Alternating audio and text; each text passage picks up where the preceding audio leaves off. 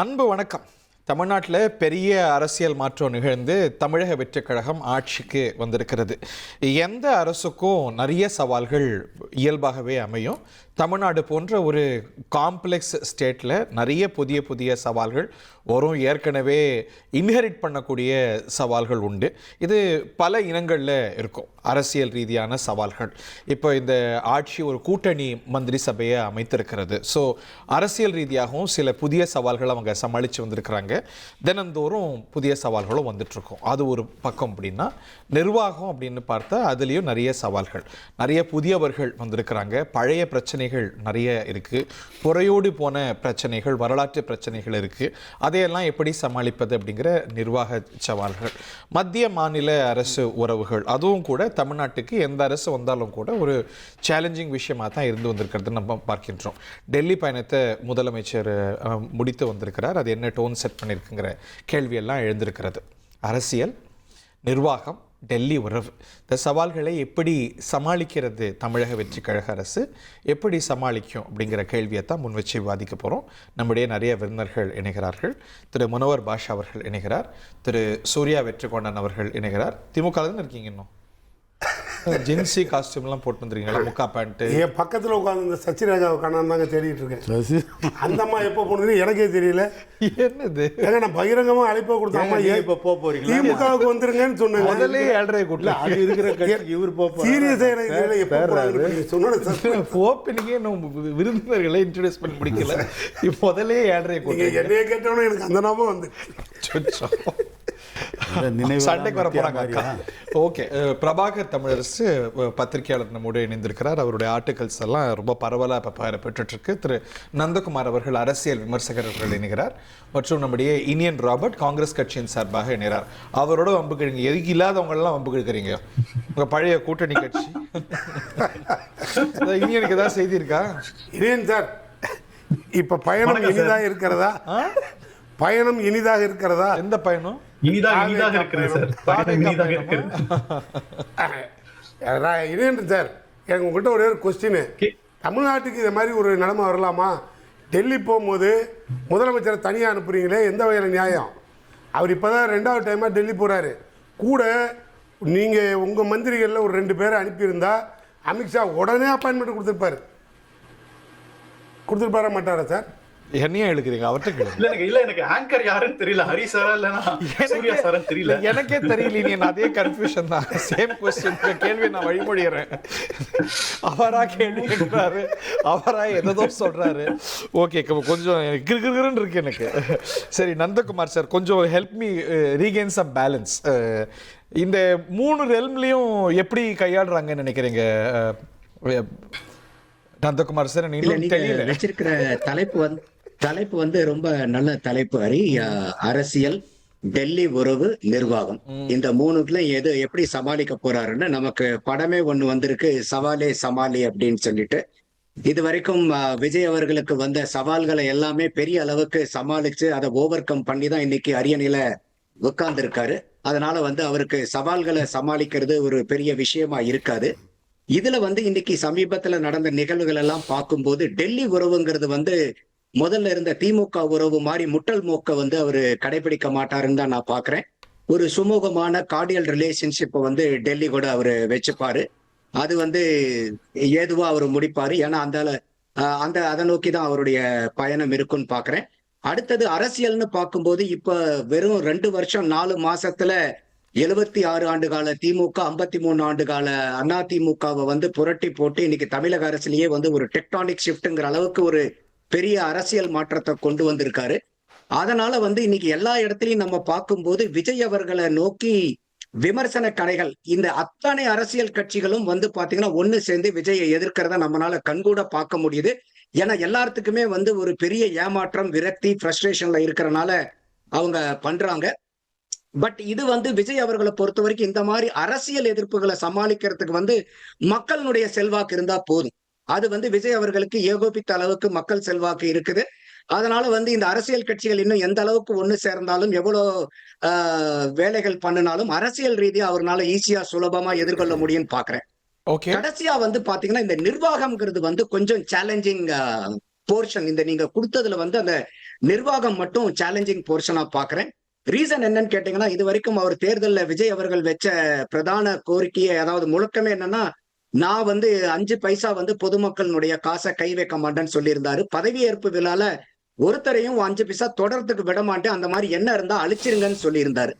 அந்த இடத்துலதான் இன்னைக்கு விஜய் அவர்களுக்கு ஒரு பெரிய சேலஞ்ச் காத்திருக்கிறதா பாக்குறேன்.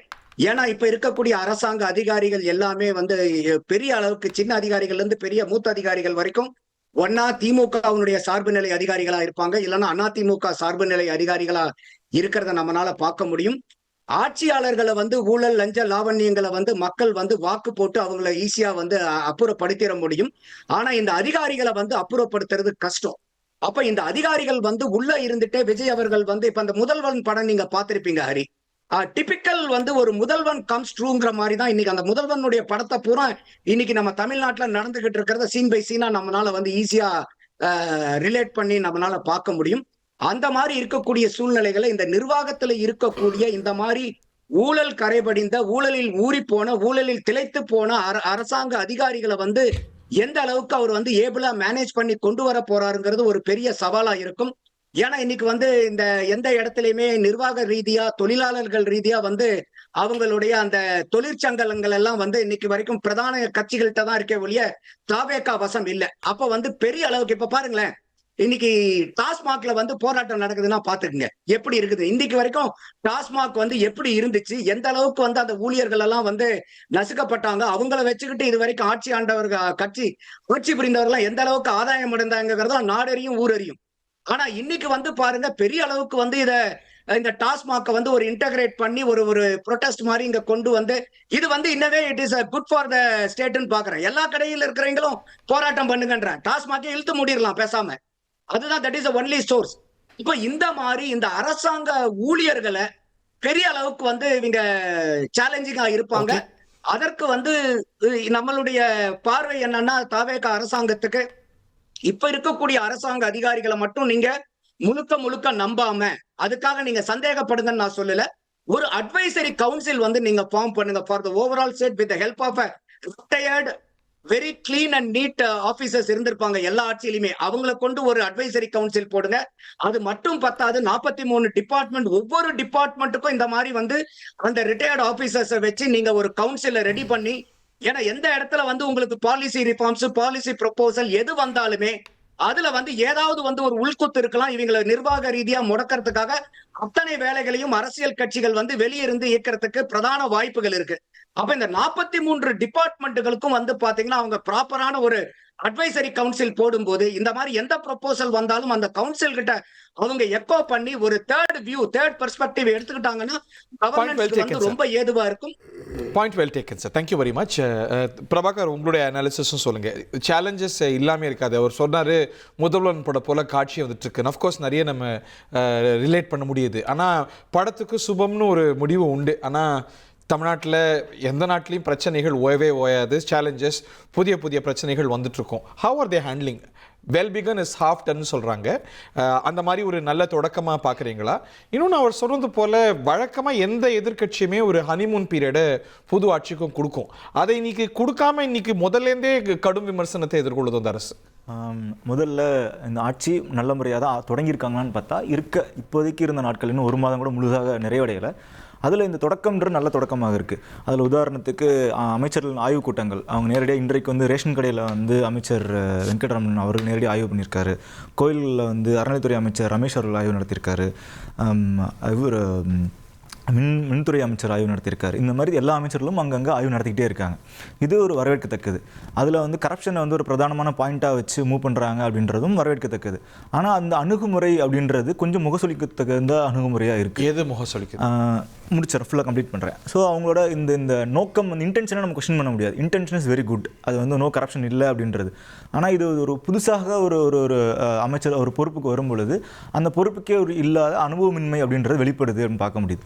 ஏன்னா நீங்கள் ஒரு சினிமா பாணியில் நீங்கள் சொன்ன மாதிரி ஒரு முதல்வன் பட பாணியில் நீங்கள் எல்லாத்தையும் கையாள முடியாது. ஏன்னா எண்ட் ஆஃப் த டே அந்த அமைச்சர் நீங்கள் இருக்கும் பொழுது அந்த துறையில் பணியாற்ற அதிகாரிகள் எல்லாரும் உங்களுடைய அதிகாரிகள்.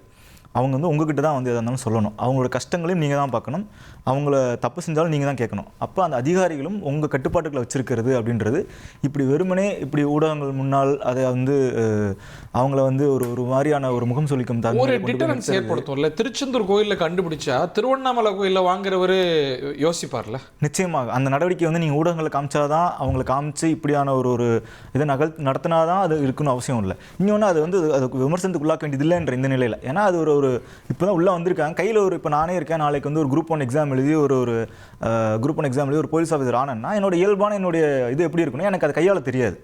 நானும் எனக்கு இதுக்கு முன்னாடி நான் இதெல்லாம் பார்த்துருப்பணும், அதிகாரிகள் எப்படிலாம் இருக்கணும்னு பார்த்துருப்பணும், அந்த அதிகாரத்தை வச்சு நான் என்ன பண்ணணும்னு நினைக்கிறோம் அதான் நானும் பண்ணியிருந்திருப்பேன். அது வந்து இயல்பானது தான். அது ஒரு குற்றமாகலாம் பார்க்கறதுக்கு இல்லை.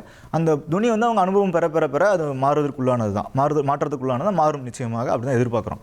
ஒன்று. இரண்டாவது அவர்களுக்கு இருக்க அனுபவமின்மையில வழக்கமாக சேர்த்துலேருந்து விலகி போவாங்க, சில தவறுகள் நடக்கும். But out of box thinking வரும்ல. ஏன்னா ஒரு வட்டத்துக்கு உட்பட்டே எல்லாரும் செயல்பட்டு வந்திருப்பாங்க இது வரைக்கும். அதிமுக ஒரு புதிய சிந்தனையும் நிச்சயமாக அதுதான் நம்ம வந்து தொழில்துறை அமைச்சர் அவர்கள் வந்து முதலீட்டாளர் இருக்கிறதுக்காக அவங்க வந்து ஒரு வீடியோ போடுறதை நம்ம பார்க்குறோம். இவங்க வந்து அதுவே விமர்சனத்துக்கு உள்ளார்கள். அது விமர்சனத்துக்குள்ளாகிறோம். ஏன்னா தமிழ்நாடு அதுக்கு தயாராகலை. இங்கே இருக்க திராவிட கட்சிகள் வந்து மாடர்ன் தமிழ்நாடுக்கு திராவிட கட்சிகள் தயாராகலை. இப்போ இருக்கிறது வந்து ஒரு மாடர்ன் தமிழ்நாடு. இந்த மாடர்ன் தமிழ்நாடு உருவாக்குனது 2 திராவிட கட்சிகளுக்கு பங்கு இருக்குது. ஆனால் அந்த மாடர்ன் தமிழ்நாடுக்கு திராவிட கட்சிகள் தயாராகவில்லை. அதுதான் நம்ம இந்த எலெக்ஷன் முடிவுகள் நம்மளுக்கு அதான் உணர்த்தி இருந்திருக்கு.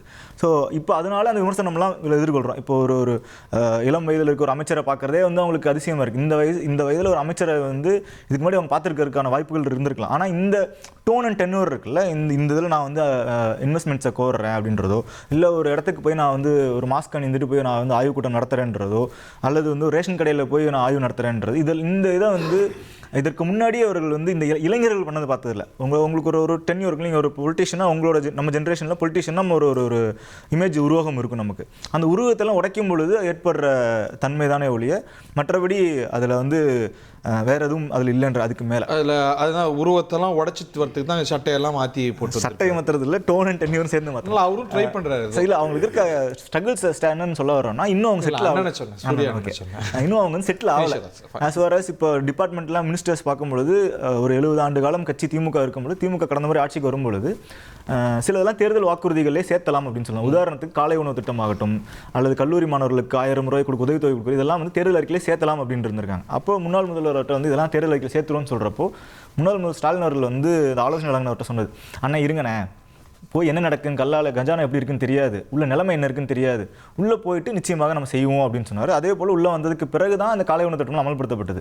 அப்போ அந்த இந்த மாதிரியான ஒரு 70 ஆண்டு காலம் அனுபவம் பெற்ற ஒரு கட்சி, பல முறை ஆட்சியில் வந்த கட்சிக்கே வந்து உள்ள நிலவரம் என்ன இருக்குன்னு தெரியாது, போனதுக்கு பிறகு அதை பார்த்துக்கலான்றப்போ முதல் முறையாக ஆட்சி கட்டுக்கு வரும்பொழுது கட்சிகளுக்கும் அதில் முதல் முறையாக அமைச்சர்களுக்கு வந்திருக்கவங்களுக்கும் இயல்பாகவே அந்த சிக்கல்கள் இருக்கும். இன்னும் அடுத்த 2வது பார்க்கும்போது அதிகாரிகள், அமைச்சர்களுக்கெல்லாம் போர்ட்ஃபோலியோ கொடுக்கறதுக்கு முன்னாடி சில அதிகாரிகள் மாற்றம் நடந்தது. இன்றைக்கு இப்போ ஒரு 1 மணி நேரம் 2 மணி நேரத்துக்கு கூட 30க்கு மேற்பட்ட அதிகாரிகள் மாற்றிருக்காங்க. அப்போ இந்த அதிகாரிகள் மாற்றம் உட்பட அது வந்து ஒரு role, it plays a major role. ஏன்னா ஒரு அதிகாரிகளுக்கும் ஒரு ஸ்கூல் ஆஃப் தாட் இருக்கும், திராவிடியன் ஸ்கூல் ஆஃப் தாட் இருக்கும். சிலர் வந்து வட மாநிலங்கள்லேருந்து இங்கே வந்திருப்பாங்க, அவங்களோட ஸ்கூல் ஆஃப் தாட் வேறையாக இருக்கும். உதாரணத்துக்கு தமிழ்நாடு வெல்ஃபேர் ஸ்டேட். இது வரைக்கும் திராவிட கட்சிகள் வந்து வெல்ஃபேர் எக்கனாமிக்ஸ் தான் பேசியிருக்காங்க, வெல்ஃபேர் பாலிடிக்ஸ் பண்ணியிருக்காங்க.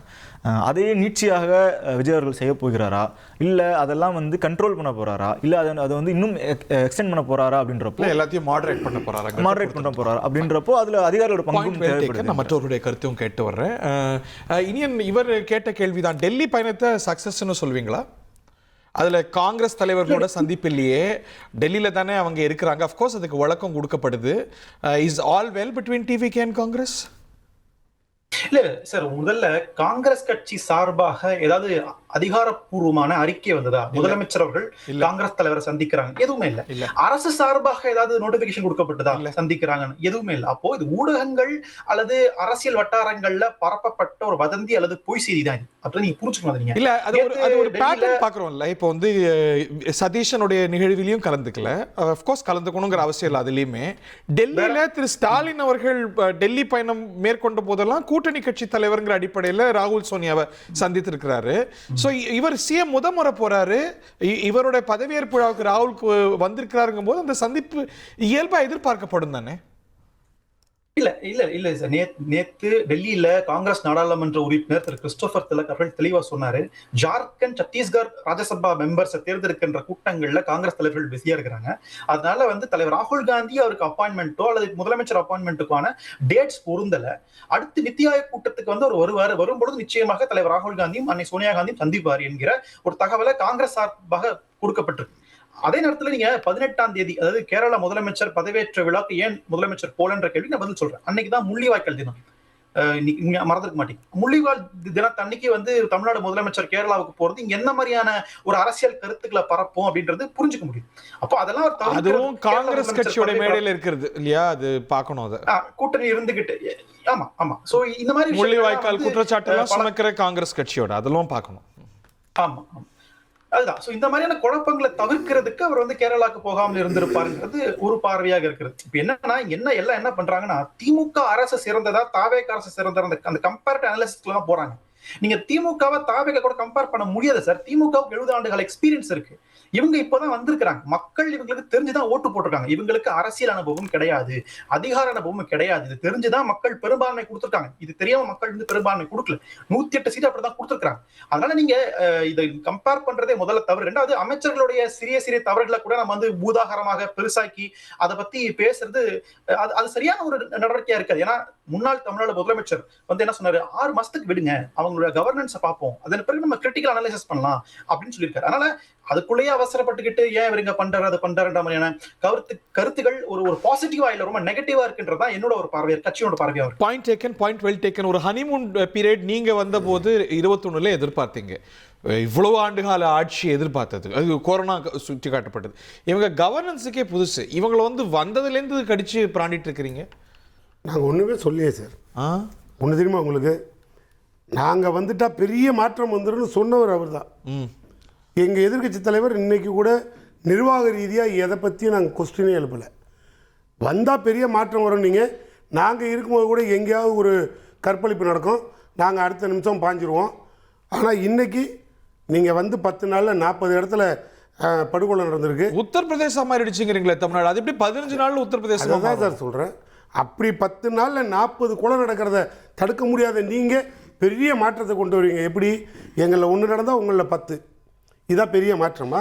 நீங்க ஒரு வழக்கம் சொல்வீங்கல்ல, எல்லா வருஷமும் நடக்கிற அதே விகிதம் தான். அவங்களும் ஒரு வழக்கம் கொடுக்க முடியும். போன மாசம் இந்த நம்பர்ல தான் நாங்கள் அதை மட்டும்தான் கோடிட்டு காட்டணும்.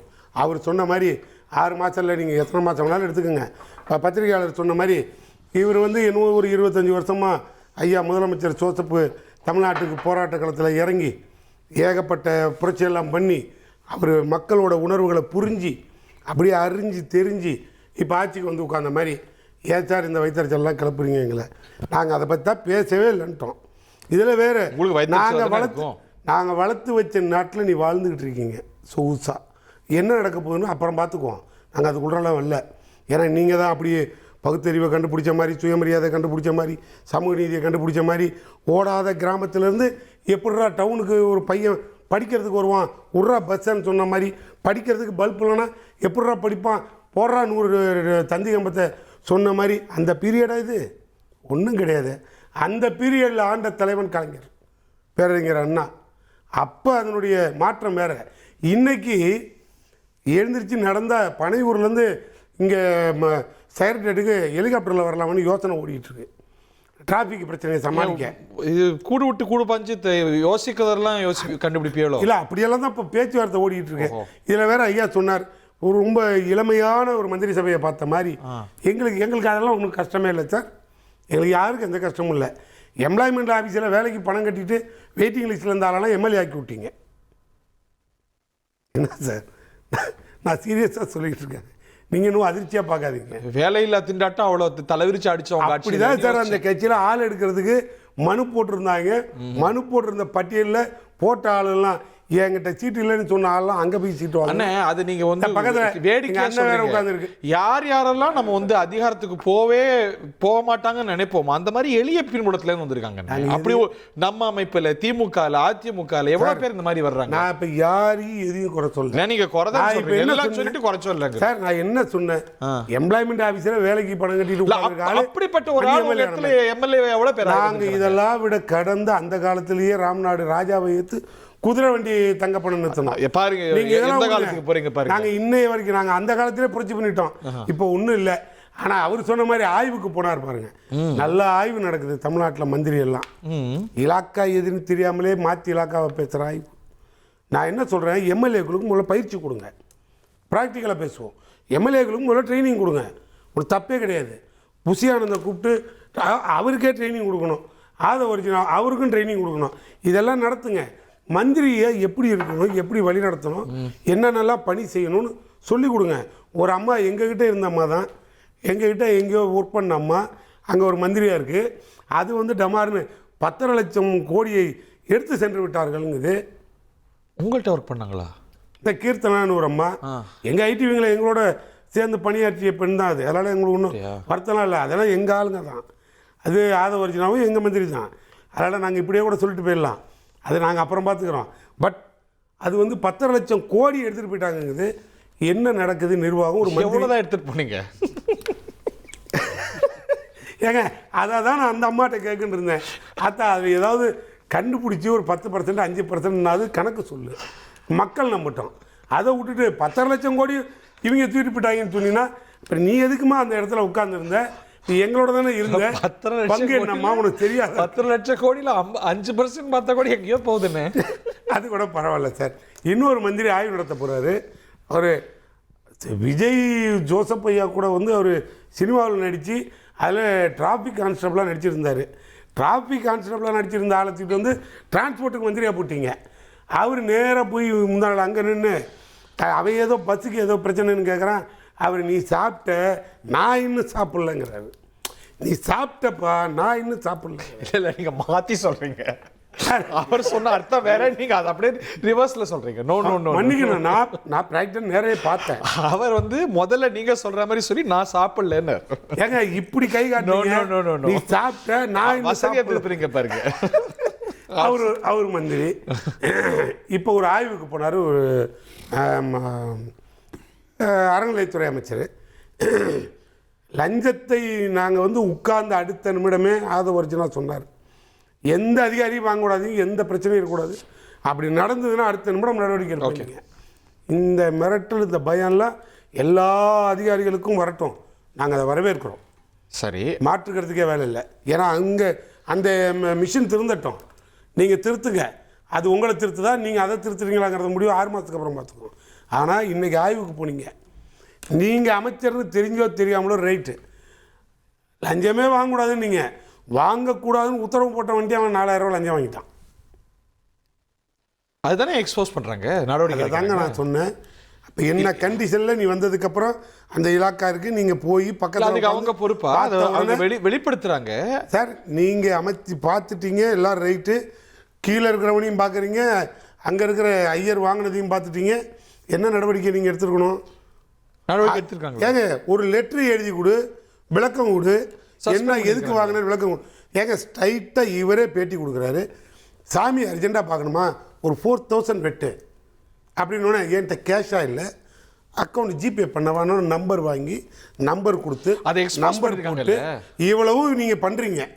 ஸ்பாட்டில் சஸ்பெண்ட் பண்ணுறதை விட்டுட்டு என்ன ஐயர்கிட்ட விளக்கம் இல்லை? அப்புறம் அறிக்கை பிரபாகர் வேணாம் சார். நான் கேட்குறது ஒரு கொஸ்டின். சஸ்பெண்ட் பண்ணியிருக்காங்க. எப்போ சார் பண்ணீங்க? சஸ்பெண்ட் எப்போ பண்ணுனீங்க சார்? இன்னைக்கு பண்ணிருக்காங்கல்ல சார், இன்னைக்கு நடந்துச்சு. இன்னைக்கு அவர் தான் எக்ஸ்போஸ் பண்ணிருக்காரு. ஒரே ஒரு நிமிஷம், நான் கேட்கறது புரிஞ்சுக்கணும் சார். நீங்க ஆய்வு பண்றீங்க, அடுத்த செகண்ட் அவர்கிட்ட விளக்கம் பண்ணிருக்காங்களா இல்லையா? சஸ்பெண்ட் யார சார்? எது நாங்க எல்லாம் குரல் கொடுத்ததுக்கு அப்புறமா நீங்க தான் கண்டுபிடிக்க சொன்னீங்களா? அவரே வந்து சார் நாங்க கண்டுபிடிப்பாரா, நீங்க கிரெடிட் எடுத்துப்பீங்களா? என்ன அதெல்லாம் கேட்கவே இல்லை சார். நீங்க தான் சொன்னீங்க, போனீங்க, உங்ககிட்டயே அவன் 4000 ரூபாய் பணம் வாங்கிட்டான். தெரிஞ்ச அடுத்த நிமிடம் நீங்களே வெளில வந்து பேட்டி கொடுக்குறீங்க. அதில் கூட அவர் சொல்கிறாரு, தவறாக ஊடகத்தில் இது வெளியே வருகிறது, நாங்கள் அப்படியெல்லாம் சலுகை காட்டவில்லை, எனவே நாங்கள் விளக்கம் கேட்டு கடிதம் கேட்டிருக்கோம். யார்கிட்ட? என்னை தெரிஞ்சு வாங்கினியா, தெரியாமல் வாங்கினியா, ஒருவேளை மந்திரின்னா வாங்காமல் இருந்திருப்பியோ அப்படின்னு விளக்கமா? இது அவர் கொடுத்த பேட்டி இல்லைண்ணே. பேட்டி கொடுத்தது சரி, இன்னைக்கு சஸ்பெண்ட் பண்ணிருக்காங்க நடவடிக்கை. நாளைக்கு இல்லை, 104 மணி நேரம் கழிச்சு இல்லை, அன்னைக்கு இன்னைக்கு நடந்திருக்கு. ஒரு அமைச்சரோட ஆய்வு, அதுக்கு உண்டான விளக்கத்தை நீங்க கேட்டீங்க. நான் சொல்றேன், உமக்கு தெரிஞ்ச பிறகு அவற்றை விளக்கம் கேட்க வேண்டிய அவசியம் இல்லை. அது என்ன நடந்ததுன்னு நீங்களே பேட்டி கொடுத்துட்டீங்க. அதுக்கப்புறம் ஊடகத்தில் உங்களை எதிர்ப்பாக இவ்வளோ பிரச்சனை வருதுன்னு தெரிஞ்ச பிறகு நான் உடனே சஸ்பெண்ட் நீங்கள் 6 மணிக்கு மேலே 8 மணிக்கு மேலே என்கிட்ட சொல்கிறீங்க. ஓஹோ, இது கூட 10 மணிக்கு சஸ்பெண்ட் பண்ணாதான் பெரிய பிரச்சனை. பரவாயில்ல சார், இது கூட பரவாயில்ல. இப்போ அந்த டெல்லி போன கதைக்கு வந்துடுவோம் சார். தமிழ்நாடு பிரச்சனை சார். டெல்லிக்கு இங்கேருந்து முதலமைச்சர் தனியாக அனுப்பி விட்டீங்க. டெல்லி பயணம் அவர்கிட்ட வேற சொன்னேன். ஓகே, டெல்லிக்கு போனீங்க, அவரும் துரத்தி விட்டாங்க பார்க்க மாட்டேன்னு. அண்ணா அமித்ஷா அவரும் உன்னை பார்க்க மாட்டேன்னு துரத்திட்டாங்க. என்ன யார் சொன்னாங்க? என்ன இது மாதிரி அமித்ஷா கிட்ட சார், அமித்ஷா கிட்ட அப்பாயின்மெண்ட் கேட்டு கிடையாதுன்னு துரத்தி விட்டாரா இல்லையா? தெரியாது. உங்களுக்கு தெரியாது, உங்களுக்கு தெரியாது. ஆட்சேபனைக்குரிய சார், அது சாதாரண. நீங்க வந்து பார்க்காத போது துரத்தி விட்டாங்கன்னு சொன்ன ஏத்துப்பீங்களா சார்? ஏன்னு சார் இல்லைன்னு சொல்றது? நாங்கள் ஓப்பனாக சொல்லியோ தமிழ்நாடு உரிமை கேட்டு மனு கொடுக்க வர எங்களை ஒன்றும் இல்லைன்னு துரத்துறீங்க, என்ன அர்த்தம்னு கேட்டுருக்கோம். அப்போ மட்டும் ஒத்துக்குவீங்களா? நாங்கள் டெல்லி போய் பார்க்க அனுமதி கேட்டு எங்களுக்கு உரிமை மறுக்கிறீங்கன்னு சொன்னா என்னையா தப்பு? நடவடிக்கை சரியா? அவர் வந்து அன்னைக்கு கேரள முதலமைச்சரை பார்த்திருக்கிறாரு, முந்தின நாள் கோவா முதலமைச்சரை பார்த்திருக்கிறாரு. இன்னைக்கு வந்து உங்களுக்கு அவர் மேல 1000 பொலிட்டிக்கல் ப்ரிஃபரன்ஸ் இருக்கலாம் சார். அதாவது அப்படி இருந்தால் பிரதமர் வந்து பார்த்துருக்க வேண்டிய அவசியம் இல்லை. பிரதமரை பொறுத்தவரை முதலமைச்சராக பொறுப்பேற்று இருக்கின்ற விஜய் அவர்கள் பிரதமரை பார்க்க வேண்டும் என்று நேரம் ஒதுக்கப்பட்டு போய் பார்த்திருக்கிறார். அதை போலவே நிதி அமைச்சருக்கு நேரம் ஒதுக்கப்பட்டிருக்கிறது.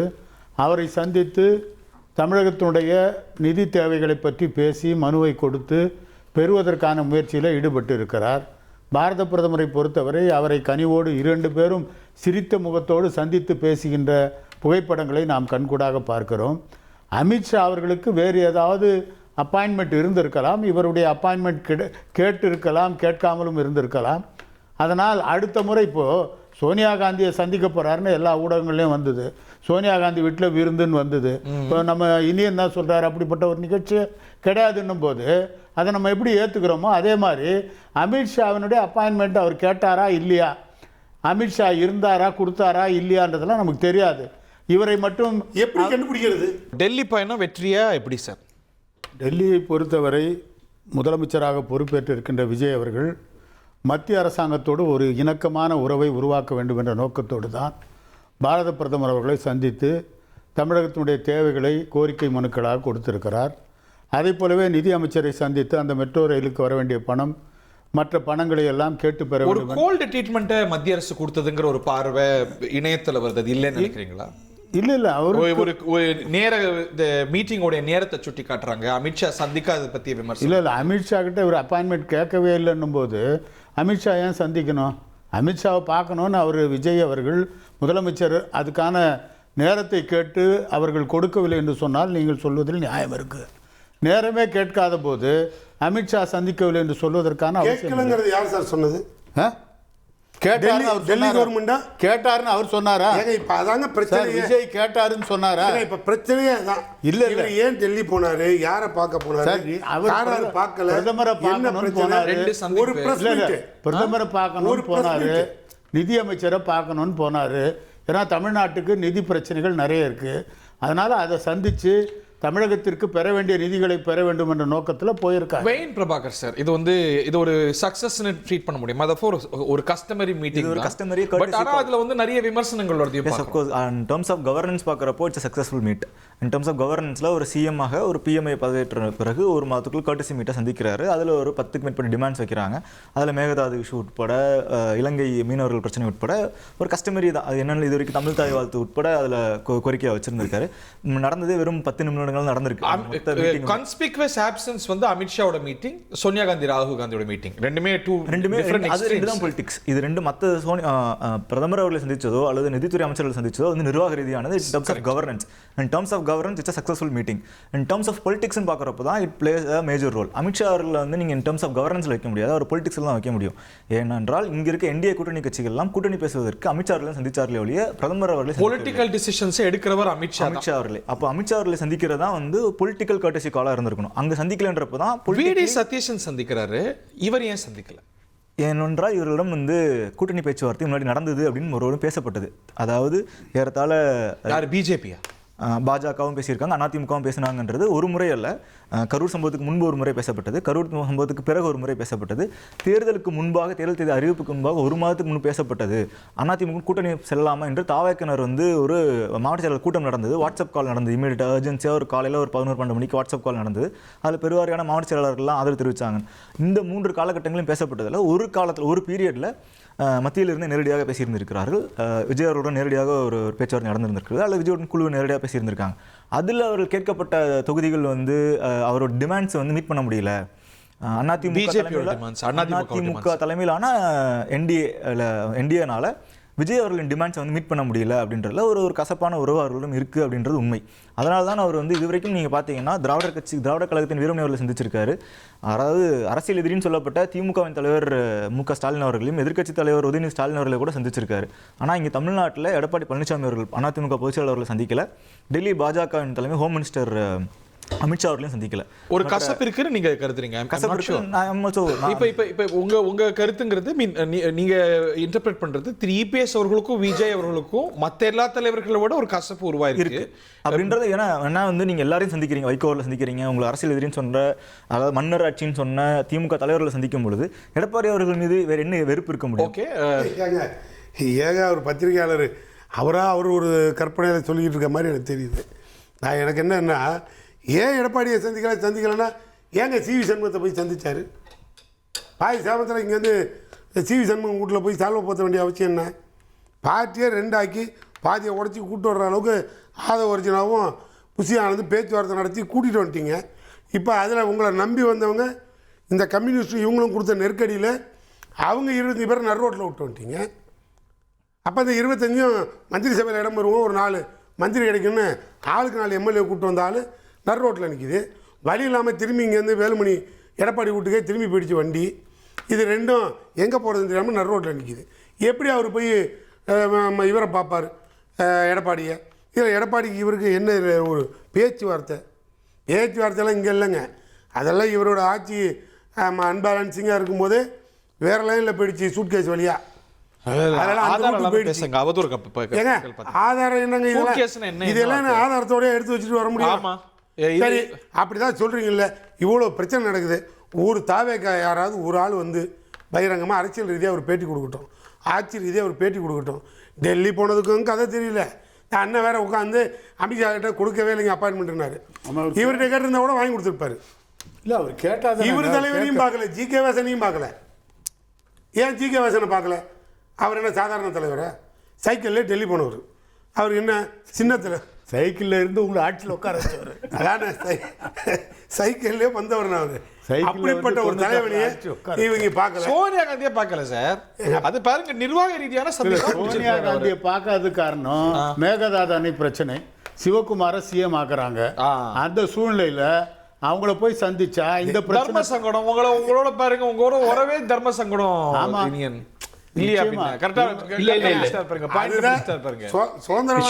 சொல்லும் கடைசியா வந்து நேத்து ஆரம்பிச்ச கட்சி கூட கூட்டணி சேர்ந்துருச்சு. அப்புறம் என்ன இருக்கு? இப்ப காங்கிரஸ் கூடயா விஜய் போனாரு? காங்கிரஸ் கூடயா போய் ஜோசப் விஜய் ஜாயின் பண்ணாரு? காங்கிரஸ் இவங்க ஆள் எடுக்கிறான்னு அது வந்து சேர்ந்துருச்சு. என்ன இந்தியன் சார் இப்படி சொல்றாரு? இல்ல நான் அதை தெளிவுபடுத்துறேன். பிரதமரை சந்திக்கிறது வந்து ஒரு கான்ஸ்டிடியூஷனல் புரோட்டோகால். அது முதலமைச்சரா வர எல்லாருமே சந்திப்பாங்க. அமித்ஷாவை சந்திக்கிறது ஒரு சாய்ஸ். அது சந்திக்கிறேன்னா சந்திக்கலாம், இல்லைன்னா இல்ல, தேவையில்லை. ஆனா அதே நேரத்துல காங்கிரஸ் தலைவர் சந்திப்பதும் கூட்டணி தர்மத்தின் அடிப்படையில அது எப்ப வேணா அப்பாயின்மெண்ட் வாங்கி சந்திச்சுக்கலாம். இங்க அது ஒரு பெரிய ஒரு பிரச்சனையா இங்க பேச வேண்டாம்ன்றதான் ஒரு பாயிண்டா இருக்கு. ஏன்னா அது தேவையில்லாத கற்பனைகளுக்கு வழிவகுக்குது. அதே நேரத்துல சிவகுமார் அந்த ஒரு தர்மசங்கடம் பாருங்க. கர்நாடகத்துல சிவகுமாருக்கு முடிசூட்ட போறாங்க. அவங்கள போய் பார்த்தா அது 5 வருஷம் இருக்குமே இந்த பிரச்சனை. இல்ல அதெல்லாம் ஒரு எஃபெக்டிவ் இல்ல சார். காங்கிரஸ் எதிர்க்கட்சி தலைவரை வந்து பக்கத்துல உட்கார வச்சு பதவி பிரமாணம் செஞ்சுக்கிறாங்க. ஆனந்த் கூட அனுப்புங்க பேச்சுவார்த்தை நடத்த. சிவகுமார் நீங்க வந்து ஆக்கப்பூர்வமான விமர்சனத்தை வைங்க, அதை வரவேற்கிறோம். தமிழ்நாட்டுடைய ஜீவாதார பிரச்சனை, டெல்டா மாவட்டமே பாலைவனமா மாறிடும். மேகதாது அணை கட்டினாங்கன்னா பேச விடுங்க சார். நீங்க ஏன் டைம்ல நீங்க பேசிட்டு இருக்கீங்க சார். நீங்க தானே ஆக்கப்பூர்வமா, நீங்க இது ஆக்கப்பூர்வமான விவாதம் தான். மேகதாது அணை கட்டினா சார் அது தமிழ்நாடு வந்து வேணும். அது சார் அது இன்னும் சுமூகமா முடியும் சார். இந்த எங்க இருந்து பெருந்தலைவர் முடியும்? காமராஜ் இருக்கும் பொழுது எப்படி வந்து கர்நாடகாவுக்கும் தமிழ்நாட்டுக்குமான நதிநீர் பிரச்சனை தீர்க்க வைக்கப்பட்டதோ அதே மாதிரி மொரார்ஜி காங்கிரஸ் தேசாய் இருக்கும்போது தான் அதே தேவராஜ் அரசு பேசி முடிச்சாங்க. ஈஸி சார், டிப்ளமேட்டிக்கா யோசிங்க. ராஜதந்திர ரீதியாக இது ஈஸி. இது சரிங்களா? அதெல்லாம் நீங்க கற்பனைக்கெல்லாம் போக எது வேண்டாம். நாங்க ராஜதந்திர என்ன சொல்றோம், ரீதி? தமிழ்நாட்டுல அவர் கட்டியே தீர்வுன்றாரு, அது ராஜதந்திரமா? சார் அத காங்கிரஸும் தாவேக்காவும் பேசி தீர்த்துக்கும். நாங்க கூட்டணியில இருக்கிறோம். அதனால நீங்க தான் பெருந்தலைவர் பார்க்காம வந்தாங்க சோனியா காந்தி, காமராஜர் ராகுல் காந்தி. ஏந்திய கொடி தான் உங்களோட கொடி. அதை நீங்க வந்து மறுப்பீங்களா? அவருடைய டிப்ளமேசி நீங்க மறுப்பீங்களா? அது மாதிரி தான் இது நீங்க நாங்க சரி எங்களுக்கு அதுல சார் நாங்க என்ன சொல்றோம்னா, இன்னைக்கு தமிழ்நாட்டுல பிரதான பிரச்சனை என்ன? பெண்களுக்கு பாதுகாப்பு இல்ல. முதலமைச்சர் விஜய் அவர்கள் பெண்களின் பாதுகாப்பை மையப்படுத்தி தான் ஆட்சிக்கு வந்திருக்காரு. அதுல என்ன செய்யலாம் நம்ம அறிவுரை கொடுப்போம். நம்ம அரசு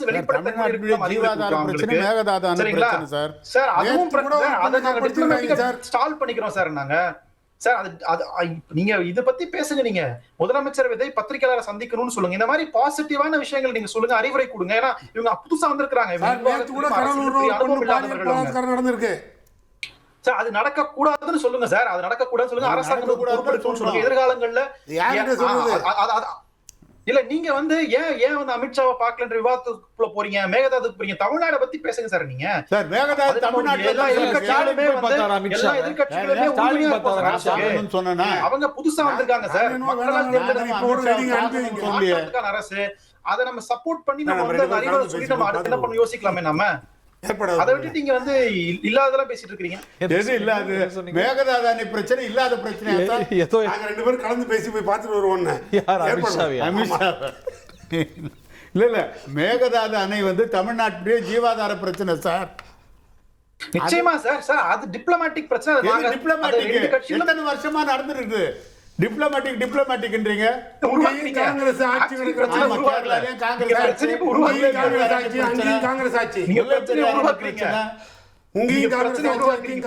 ஆமா, நீங்க கூட்டணியில இருந்தபோது அப்படியே வாங்கி அவங்க சொல்றதெல்லாம் அப்படியே திருத்திட்டீங்களாக்கும். அவங்க சொல்றதை திணிக்க விடாம பாத்துட்டாங்க. என்ன பண்ணீங்க? எந்த ஒரு திட்டமும் திணிக்க விடாம பாத்துட்டாங்க. ஓஹோ, கர்நாடகால இப்ப பாஜக இருந்தாதான் பிரச்சனை. கர்நாடகால காங்கிரஸ் இருக்கிறது தமிழ்நாட்டுக்கு பிளஸ் தான், மைனஸ் கிடையாது. இல்ல கட்டியே தீருவாங்கறாரு. அது எப்படி பிளஸ்? அது எப்படி பிளஸ்? வர்ற முதலமைச்சர் சொல்றாரு கட்ட விட மாட்டோம் சார். யார் விட மாட்டாங்க? நீங்க இங்க இருந்து எப்படி நிறுத்துவீங்க? ராஜ ரீதியாக பேச்சுவார்த்தை ஏன்னா கூட்டணியில அங்க வகிக்கிறோம் சார். எப்படி சார் தலைவர் ராகுல் காந்தி இருக்காரு? பட் டிப்ளமேட்டிக்கா பல விஷயங்களை பண்ணிக்க முடியும். பிஹைண்ட் தி ஸ்கிரீன்ல பண்ண முடியும். பிரபாகர் சார், இப்ப காங்கிரஸும் இவங்களுக்கும் வந்து கடைசியா நம்ம பார்த்தது ராகுல் காந்தி இங்க வந்தது கூட்டணியில இருக்கிறாங்க. Is all well between TVK and Congress. இந்த கேரளால இது வந்து காங்கிரஸ் தான் என்ன சொல்றாங்க, காங்கிரஸ் அப்படிலாம் எந்த பிரச்சனையும் இல்லைன்னு சொல்றாங்க. தாவேக்காவும் ஏறத்தாழ அதே நிலையில இருக்காங்க. ஆனா பட் நம்ம சர்ஃபேஸ் லெவலில் நம்ம பார்க்க ஆஸ் அன் அப்சர்வரா பார்க்கறப்போ it doesn't look like all is well. அது காங்கிரஸை மட்டும் நம்ம வந்து தனிப்பட்டு சொல்ல முடியாது. இப்போ இடதுசாரிகள் இருக்கும்போது இடதுசாரிகள் முன்னாள் முதலமைச்சர் விஜயன் அவர்கள் வந்து வீட்டில் வந்து இடி ரைட் நடத்தினாங்க. அப்போது கூட்டணி கட்சியில் இருக்காங்க, அல்லது முன்னாள் முதல்வர் ஸ்டாலின் உட்பட, அங்கே அரவிந்த் கெஜ்ரிவால் உட்பட மற்ற எதிர்க்கட்சி தலைவர் எல்லாரும், பாஜக எதிர்நிலை இருக்க அனைவரும் வந்து கண்டிக்கிறாங்க. இப்போது அவருடைய ஆதரவில் தான் வந்து தாவேக்கா ஆட்சி அமைக்கிறாங்க. ஆனால் இங்கிருந்து தாவேக்காலிருந்து ஒரு கண்டன அறிக்கை வரல, ஒரு ட்வீட் கூட வரல. இது கம்யூனிஸ்டுகளுக்கு இந்த நிலைமை. அடுத்து காங்கிரஸ் வரும்பொழுது காங்கிரஸ் வந்து இங்கே முதல்வராக பதவியேற்கிறாங்க. இங்கே டெல்லி போக வேணாம், டெல்லி வந்து தூரம், அல்லது அங்கே வந்து பிரதமர் சந்திக்கிறதுக்காக அல்லது நிர்வாக ரீதியாக ஒரு கர்ட்டசி கால்க்காக டெல்லி சென்றிருக்காங்க. அங்கே போய் நேரடியாக சந்திக்க வேணாம், பக்கத்தில் ஒரு முதல்வர் பதவியேற்பு விழா. இங்கே நீங்கள் பொறுப்பேற்கும் பொழுது காங்கிரஸ் கட்சியின் மூத்த தலைவர் ராகுல் காந்தி அவர்கள், அதாவது எதிர்க்கட்சி நாடாளுமன்ற எதிர்க்கட்சி தலைவர், அவரே நேரடியாக கலந்துக்கிறாருன்றப்போ பக்கத்து மாநில முதல்வரோட பதவியேற்பு விழா தான். அங்கே குறைஞ்சபட்சம் ஒரு கர்ட்டசி காலுக்கு நீங்கள் போயிருந்திருக்க வேணாம், ஒரு அமைச்சராக டெப்யூட் பண்ணியிருந்திருக்கலாம் குறைஞ்சபட்சம் ஒரு கூட்டணி தர்மம் அப்படின்ற அடிப்படையில். அங்கேயும் செல்லலை. மூன்றாவது விடுதலை சிறுத்தைகள் மீது வந்து அளவில்லாத தாக்குதல் நடக்கப்பட்டது. ட்விட்டரில் இருந்து களத்தில் சண்டாடங்கரிலிருந்து பல்வேறு தாக்குதல் நடப்பட்டது. அதுக்கு வந்து ஆதவர்ஜன் அவர்கள் தான் வந்து கண்டனம் தெரிவிச்சிருந்தாங்க. வெரி சீனியர் மினிஸ்டர்ல இந்த கவர்மெண்ட்ல, இந்த சீனியர் மினிஸ்டர். பட் யார் எல்லாத்துக்கும் வந்து யார் ஒருவேளை திமுக கூட்டணியில் இருக்கப்போ அல்ல அதிமுக கூட்டணியில் இருக்கப்போ நேரடியாக வந்து எடப்பாடி பழனிசாமி அவர்களோ அல்லது முன்னாள் முதல்வர் மு க ஸ்டாலின் அவர்களோ நேரடியாக தலையிடுவாங்க கூட்டணி கட்சி தலைவர்களுக்கு ஏதாவது ஒரு விஷயம்னா. ஆனால் இங்கே வந்து இரண்டாம் கட்ட தலைவர் வர்றாங்கன்றாங்க. அடுத்து இது சிறுபான்மையினர் நலத்துறைக்காக IUML அவங்களுக்கு அந்த நலத்துறை அமைச்சரவை கொடுத்துருக்காங்க, அவங்க பங்கெடுத்திருக்காங்க. 2 நாட்களுக்கு முன்னாடி பக்ரீத்துக்கு முந்தின நாள் உயர்நீதிமன்றம் வந்து கவ் அண்ட் காஃப் ஸ்லாட்டரிங் வந்து பேன் அப்படின்னு ஒரு உத்தரவு விடுறாங்க. இந்த ஒரு உத்தரவுக்கு இன்று செய்தித்தாள்களை நம்ம பார்க்குறோம், நாங்கள் வந்து அந்த உத்தரவு தொடர்பாக எக்ஸ்ப்ளனேஷன் கேட்போம், அதை விளக்கம் தெரியணும், எங்களுக்கு ஒரு கிளாரிட்டி வேணும்னு கேட்போம்னு சொல்லி இன்னைக்கு செய்தியில் வந்திருக்கு. இதுவே முந்தைய ஆட்சிகளாக இருந்த அதிமுக இருந்தாலோ திமுக இருந்தாலோ அன்று இரவே அதுக்கு தொடர்பாக மேல்முறையீடு சென்றிருப்பாங்க அல்லது நீதிமன்றத்தில் கேட்டிருந்திருப்பாங்க. நந்தகுமார் சார், கூட்டணி உறவுகளில் இவங்க பெட்டரா மெயின்டைன் பண்றாங்கன்னு நினைக்கிறீங்களா? காங்கிரஸ் இதில் இந்த மாதிரி விஷயங்கள்லாம் வருது. அஃப்கோர்ஸ் எல்லாத்துக்கும் வழக்கம் இருக்கு, பட் இவர் சொல்ற கேள்விகள்லாம் எழுதில்ல. இல்ல, இது வந்து அந்தந்த கட்சிகள் வந்து யாரும் வந்து குழந்தைகள் இல்லை, அந்தந்த கட்சிகளினுடைய பிரச்சனையை அவங்கவுங்க மேனேஜ் பண்ணிப்பாங்க. இது வந்து பொலிட்டிக்கலி இன்ஸ்டிகேட்டட் ப்ராப்ளமே ஒழிய கவர்மெண்ட் ரிலேட்டட் ப்ராப்ளம் இல்லை. இப்ப பிரபாகர் சொன்னாரு சிபிஐ இடி ரைடு வந்து பினராயி விஜயன் போல, அது பொலிட்டிக்கல் இல்லை. அவங்களுடைய மகள் சம்பந்தப்பட்ட கம்பெனியில ஏற்பட்ட சில பிரச்சனைகளுக்காக ரைடு போறதுக்கு வந்து இங்க இருந்து தமிழ்நாடு முதலமைச்சர் வந்து குரல் கொடுக்கணுமா? என்ன நியாயம் இது? அப்ப இன்னைக்கு வந்து பாத்தீங்கன்னாக்கா திமுகவில் இருக்கக்கூடிய ராசா அவர்கள் வந்து ஒரு பொறுப்பற்ற ட்வீட்டை போட்டு இவங்களும் திருப்பி பதில கொடுத்து அதுக்கப்புறம் ஒரு சண்டை கைகலப்பாகுது. அதுக்கு வந்து விஜய் அவர்கள் குரல் கொடுக்கணுமா? இதெல்லாம் வந்து ஒரு கூட்டணி கட்சி தலைவர்கள் வந்து பங்கெடுக்கக்கூடிய ஒரு பிரச்சனையே அல்ல.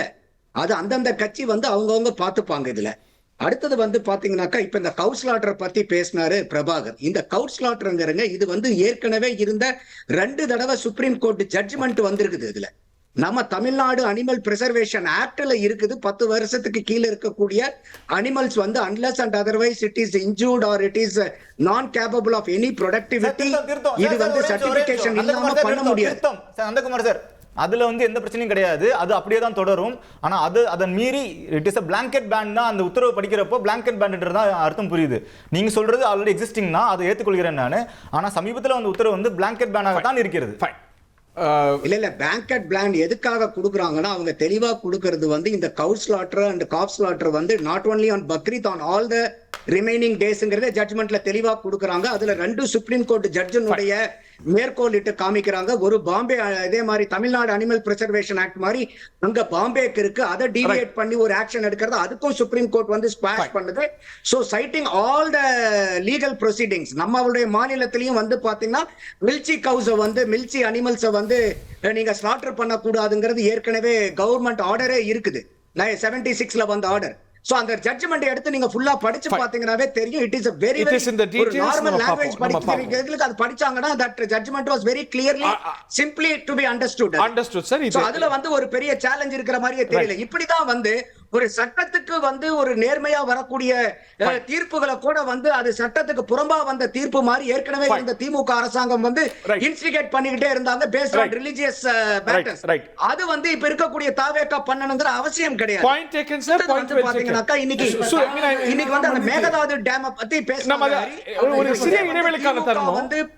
சிறிய இடைவேளைக்கான தருணம். I have to take a break. அதனால சுருக்கமா முடிச்சிருங்க. I also have to let you go நினைக்கிறேன்.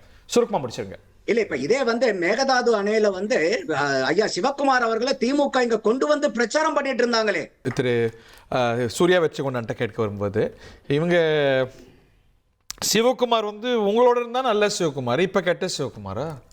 எங்களோட இருந்த வரைக்கும் அவர் இது மாதிரிலாம் பேசியிருக்க மாட்டார். ஓஹோ, நாங்கள் பேச விட்டுருக்க மாட்டோம். அச்சோ, அப்படியே பேசியிருந்தாலும் அப்போ அவர் சிஎம் இல்லை. அதனால் நாங்கள் சீதாராமையாவை கண்ட்ரோலில் வச்சுருந்தோம். நாங்கள் அவர் கண்ட்ரோலில்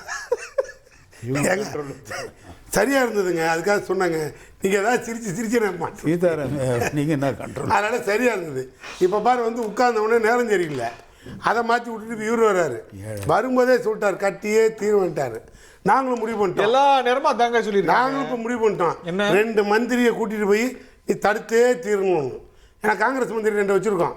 இவரை சிஎம் அவங்களுக்கோ அவரை அனுப்பி விட்டுருவோம். இந்த இலாக்கான்னு ஒன்று ஒதுக்கி அந்த காங்கிரஸ் ஒன்று ஒதுக்கி கையில் கொடுத்து அனுப்பிடுவோம். வேணா கம்யூனிஸ்ட் ஒன்று கொடுத்து கேரளா பக்கம் அனுப்பிடுவோம். இதெல்லாம் இவரே செட் பண்ணட்டும், ஒன்றும் பிரச்சனை இல்லை. இப்போ ஒன்று அவர் சொல்கிறாரு, நாங்கள் என்னவோ சிஎம் என்னவோ இவர் வந்து கூட்டணி கட்சிகளுக்கெல்லாம் முழு ஆதரவு தெரிவிக்க மாட்டார், வாய் திறந்து பேச மாட்டார்.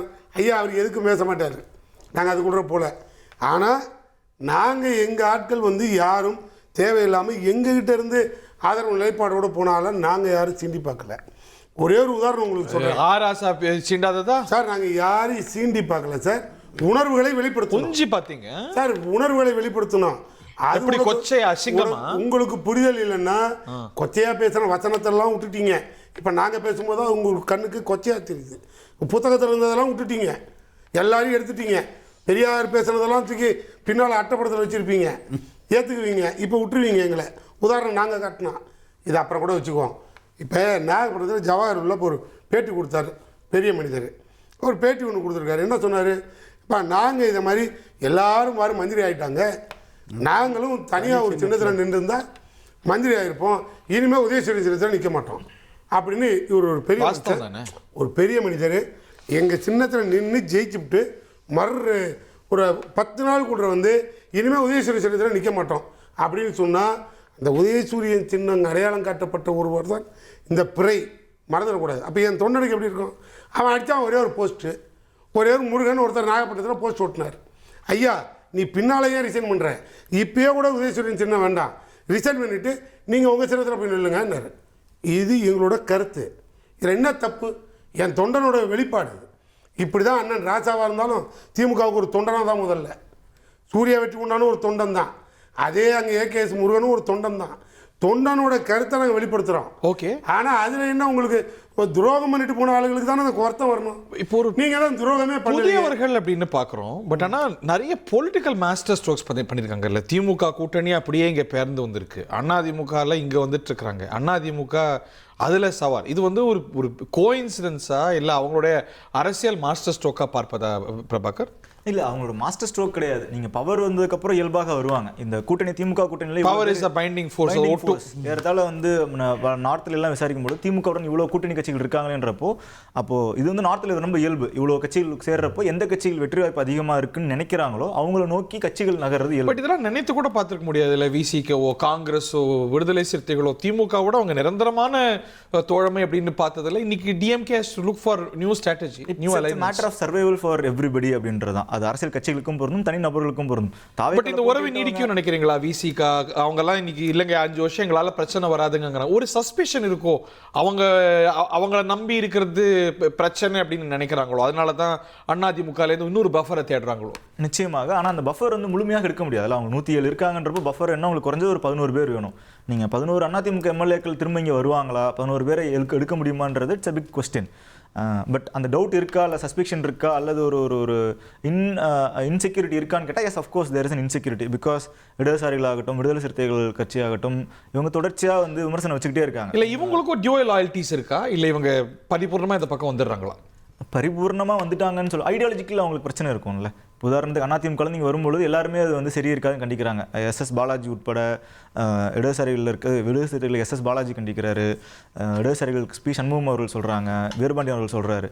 ஸோ அப்போ கான்ஸ்டண்ட்டாக ஒரு ப்ரெஷர் குரூப்பாக அங்கே இருந்துகிட்டே இருக்காங்க. அந்த அரசியல் சேலஞ்சஸ் எப்படி சமாளிக்கிறாங்க? நிர்வாக சவால்களை விட அரசியல் சேலஞ்சஸ் பெட்டரா ஃபேஸ் பண்றாங்க. சவால்களுக்கு அவங்களுக்கு நேரம் இருக்கு, ஆனால் இப்போ தான் வந்திருக்காங்கன்றதுக்கு. அரசியல் சவால்களுக்கு அவங்களுக்கு நேரம் இல்லை. அதற்காகத்தான் வந்து மற்ற டே ஒன்லேருந்தே சவால், கவர்னர் அலுவலகத்திலேருந்தே சவால், கவர்னர் கட்சி தொடங்கினதுலேருந்தே சவால் அரசியல் ரீதியாக பார்க்கும் பொழுது. இப்போ அவங்க வந்து ஆட்சிக்கு வந்துட்டாங்க. வந்ததுக்கு பிறகு கட்சியை வலுப்படுத்தணும் அப்படின்ற இடத்துக்கு நகர்றாங்க. இது வரைக்கும் அவங்கள்ட்ட வந்து இளைஞர் அணியோ, மாணவர் அணியோ, இல்லை மகளிர் அணியோலாம் இல்லை. அவங்ககிட்ட இருந்து மருத்துவர் அணி இருந்தது, ஐடி விங் இருந்தது, லாயர்ஸ் விங், இந்த மாதிரி தான் இருந்தாங்க.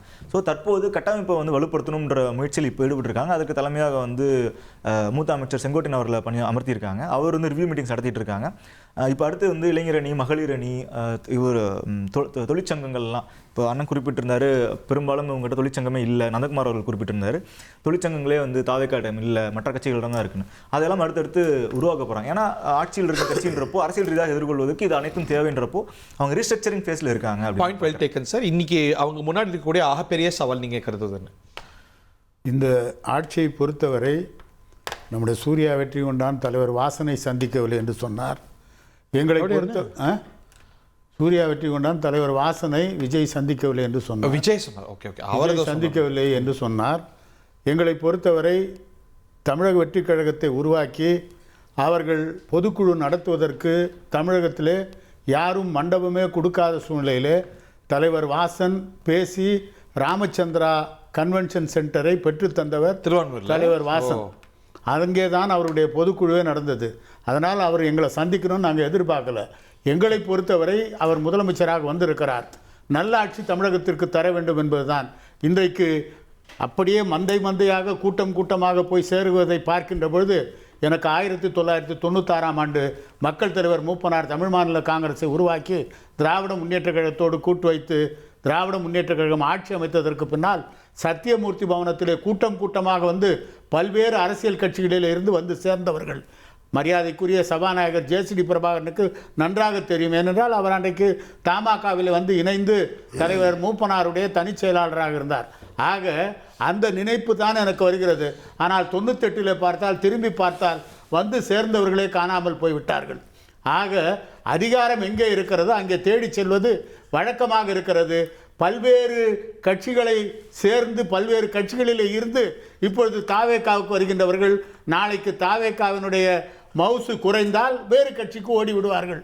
ஆக என்றைக்கும் அவருக்கு நிலையாக இருக்க போகின்றவர்கள் அவரோடு அந்த மன்றத்தில் இருந்த அந்த தொண்டர்கள் தான் அவருக்கு நிலையாக இருப்பார்கள். அவர்களை வைத்துத்தான் ஆட்சி நடத்த வேண்டும். ஆனால் நம்முடைய மரியாதைக்குரிய முதலமைச்சர் விஜய் அவர்கள் தமிழகத்தினுடைய கடனுக்காக வெள்ளை அறிக்கை வெளியிடுவேன் என்று சொல்லியிருக்கிறார். வெள்ளை அறிக்கை வெளியிட வேண்டும் என்று சொன்னால் அதற்கு தகுதியான நிதியமைச்சர் இருந்தாக வேண்டும். இப்பொழுது இருக்கின்ற நிதியமைச்சர் யார் என்று நாட்டு மக்களுக்கும் தெரியவில்லை, நமக்கும் புரியவில்லை. ஜேபிஆர் குடும்பத்தை சேர்ந்தவர் தான் நிதியமைச்சர் என்று சொல்லக்கூடிய ஒரு சூழ்நிலையில் அவர் இதை எப்படி சந்திக்கப் போகிறார், தமிழகத்தினுடைய கடனிலிருந்து தமிழகத்தை எப்படி மீட்கப் போகிறார் என்பதையெல்லாம் பொறுத்திருந்து நாம் பார்த்தாக வேண்டும். எவ்வளோ வருத்தத்தில் பேசினார் பார்த்தீங்களா? இதாங்க உணர்வு. கல்யாண மண்டபம் கட்சி நடத்துறதுக்கு வாங்கி கொடுத்த தலைவனுக்கே கல்வா கொடுத்து அனுப்பிட்டீங்களே, அந்த உணர்வில் பேசினார். இவனும் கவலைப்படாதுன்னு 50 பேரை அனுப்பியிருக்கோம். எதுக்கு? அந்த கட்சியில் சேர சொல்லி வரதுக்கா? விஜய் கட்சிக்கு ஒரு 50 பேரை அதிமுக சார்பிலேருந்து அனுப்பியிருக்காங்க. 6 மாதத்தில் கட்சி கலைச்சிருவாங்க, கவலைப்படாதீங்க. Iniyan sir, too many challenges இல்லை, இது சமாளிக்க முடியும்னு நினைக்கிறீங்களா? வின்னிங் இஸ் ஒன் திங், இதெல்லாம் சமாளித்து சஸ்டெயின் பண்ணுறது இன்னொன்று அப்படின்னு இவங்க எல்லாம் வெவ்வேறு வகையில் சுட்டி காட்டுறாங்க. You have the last one. இல்ல சார், எந்த அரசு புதுசா வந்தாலுமே அந்த அரசுக்கு இருக்கின்ற சேலஞ்சஸ் தான் இந்த அரசுக்கும் இருக்கு. இது நிச்சயமா அவங்க தாண்டி வருவாங்கன்றதுல எனக்கு எந்த மாற்று கருத்தும் இல்லை. குறிப்பா சொல்லணும்னா, மேகதாதனை குறித்து பேசணும்னா, தமிழ்நாடு முதலமைச்சராக விஜய் பதவியேற்ற 2வது நாள் டிகேஎஸ் அவர்கள் அவருக்கு போன் பண்ணி வாழ்த்து சொன்னார். ஸோ பர்சனலா டிகேஎஸ் அவர்களுக்கும் விஜய் அவர்களுக்குமான உறவு நல்லா தான் இருக்கு, எந்த பிரச்சனையுமே இல்லை. 2வது, இந்த அரசு ஒரு பெரும்பான்மையில அரசுன்றது நம்ம மறந்துடக்கூடாது. காங்கிரஸ், விடுதலை சிறுத்தைகள், இடதுசாரிகள் இவங்க ஆதரவோட தான் அரசு அமைஞ்சிருக்கு. அப்போ இவங்க எடுத்தோம் கவிழ்த்தோம்னு சொல்லிலாம் பல விஷயங்களை பண்ணிட முடியாது. அதே மாதிரி கர்நாடகாவிலையும் காங்கிரஸ் தான் ஆட்சியில் இருக்கிறது. பாஜக இருந்தா தான் பிரச்சனைங்க. பாஜக இருந்தா மேகதாதுவை அரசியலாக மாற்றும். ஆனா தலைவர் ராகுல் காந்தி விஜய் அவர்களையும் டிகேஎஸ் அவர்களையும் பேலன்ஸ் பண்ணக்கூடிய இடத்துல தான் இருக்கிறது. அது ஒரு பூதாகரமாக பேச வேண்டாம். ஓகே சார், அத இல்ல சார். சார், இங்க வந்து காங்கிரஸ் எந்த கூட்டணியில இருந்தாலுமே அணை கட்டாமல் காங்கிரஸ் பார்த்துக் கொள்ளும். நீங்க காங்கிரஸ் தானே கட்டுறன்னு சொல்லிட்டு கட்டாமல் இருப்பதை காங்கிரஸ் பார்த்துக் கொள்ளும். அகில இந்திய காங்கிரஸ் கமிட்டி பார்த்துக் கொள்ளும். தலைவர் ராகுல் காந்தி பார்த்துக் கொள்வார். தமிழ்நாட்டு உரிமைக்கு எதிராக எதையுமே செய்ய விட மாட்டோம்ன்றதுல நாங்க ரொம்ப தெளிவா இருக்கோம். எதையுமே பண்ணிடுவாங்களா? அப்படி கட்ட ஆரம்பிச்சா 2 அமைச்சர்கள் ராஜினாமா பண்ணுவாங்களா? அது போக போக பாப்போம் சார். அது இப்போதைக்கு அதை பத்தி சொல்றதுக்கு எதுவும் இல்ல. நிச்சயமாக கட்டக்கூடாதுன்றதுல நாங்க விட்டுருவோமா?